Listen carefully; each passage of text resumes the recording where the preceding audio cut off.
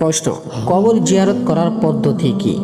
উত্তর, কবর জিয়ারত করার জন্য আপনি যখন কবরস্থানে যাবেন তখন সর্বপ্রথম আসসালামু আলাইকুম ইয়া আহলাল কুবুর এই কথাটি বলবেন এবং ইয়াগফিরুল্লাহু লানা ওয়া লাকুম এটি বলার পর আপনি দুরূদ শরীফ পড়বেন।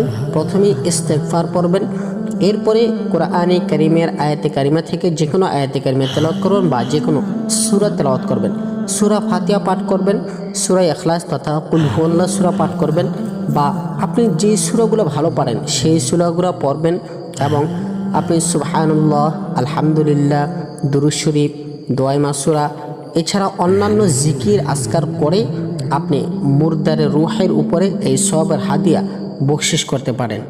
হাদিসের কিতাবসমূহের মধ্যে থেকে জানা যায় যে কবরের কাছে গিয়ে যদি কেউ সূরা ইয়াসিন পাঠ করেন তাহলে আল্লাহ পাক রব্বুল আলামিন ওই কবরের আযাব মাফ করে দেন।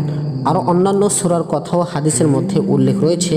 তবে আপনি যে সূরাটি ভালো পারেন, যে দোয়াটি ভালো পারেন, যে দুরূদ ভালো পারেন, যে জিকির আজকার ভালো পারেন সেগুলোই পড়েই কবরের কাছে দাঁড়িয়ে মুর্দারের রূহের উপরে সওয়াবের হাদিয়া বকশিশ করতে পারেন।